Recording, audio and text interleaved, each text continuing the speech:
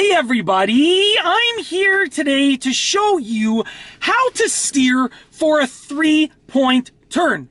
In this video, I'll be going over the basics of steering throughout a 3-point turn. I'm going to demonstrate myself doing a 3-point turn on this street, and I'm going to explain the steering method behind it.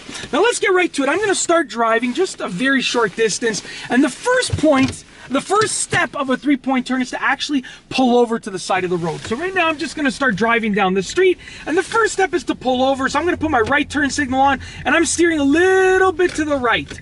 Now that is actually the first step of a 3-point turn. I apologize about this lighting right now, but I'm doing my best. So the first step of a 3-point turn is actually pulling over, and that involves just steering towards the curb, which in my case is to the right side over here.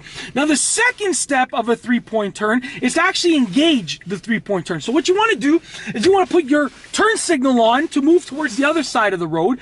Then you want to turn your steering wheel all the way towards the other side, which in this case is the left. So I'm going to take my steering wheel and I'm going to turn it all the way towards the left right now. Now some people advise against what I just did, which is steering while you're at a standstill. But the way that I look at it is that, you're not doing this you're not even doing this even close to often. And even if you did it often, it probably wouldn't do much damage to any components of the car. So that's why I recommend using this method, is because you don't use it often enough to do any serious harm to your car. So turn the steering wheel all the way to the other side with your left turn signal on, if that's the side you're moving towards, and then make your way to the other side of the road once you've checked your mirrors and blind spots and done all of the safety checks. Now you want to come to a complete stop, put the car in reverse, put your other turn signal on, which is the right, and turn the wheel all the way to the right and hold it there.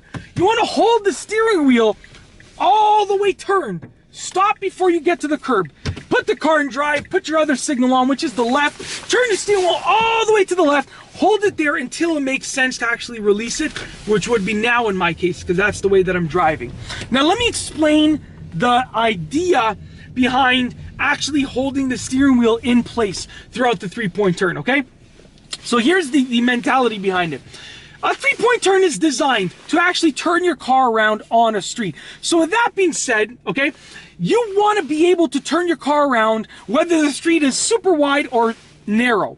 And with that being said, if you are on a street that's a little bit narrow, then you need to get as good of a turning radius as possible. So to get the best turning radius, that means you need to, number one, turn your steering wheel all the way to one direction or the other. And number two, you actually need to hold it there throughout the turn. Some people make the mistake of releasing the wheel, before they actually have completed any parts of the 3-point turn, meaning their turning radius won't be as good. If they start off with the wheel turned all the way to the left, and then they start moving, but then they start turning it back throughout the middle of that portion of the turn, their turning radius won't be as tight. Therefore, they might not be able to complete the 3-point turn on a narrow road. So that's the mentality behind actually holding the wheel in that position. Now what I'll do is I'm actually going to do a 3-point turn right over here in a parking lot. There's a decently sized area of this parking lot right here. So I'm going to go ahead and complete a 3-point turn over here. So what I'm going to do now is I'm going to put my right turn signal on, steer a little bit to the right, just like that, okay? Now I'm going to put my left turn signal on, turn my steering wheel all the way to the left. As you can see, I'm hitting the edge right there. All the way to the left, check my mirrors, my blind spots, check for any traffic, and then make my way while holding the steering wheel all the way to the left. That is the key factor. Stop before I hit the curb, put the car in reverse, right turn signal on, steering wheel goes all the way to the right. Check that out. All the way to the right. Check my mirrors, my blind spots, continue looking around as I reverse, just like that. Stop before you hit the curb, put the car in drive, left turn signal, turn the steering wheel all the way to the left, hold it there, but at this point, at the ending of the 3-point turn, you can release the wheel whenever it makes sense for you to straighten out. So I'm going to make my way, and then now I'm going to release the wheel because it makes sense for me to straighten out. And that's basically it. In this video, I have shown you how to steer for a 3-point turn. It's actually a very simple process. The key is to actually hold that steering wheel all the way to one direction or the other. This way you get the best turning radius, except for the last point of the 3-point turn, the last part, because you'll know when you can release the steering wheel, because that, you know, you're finishing the 3-point turn.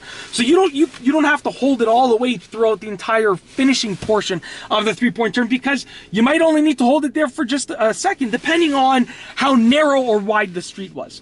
If you like this video, be sure to give it a thumbs up. Let me know what you think down below as a comment. And of course, be sure to subscribe for more great car and driving videos just like this one. And that's all I have for you today. Thanks for watching.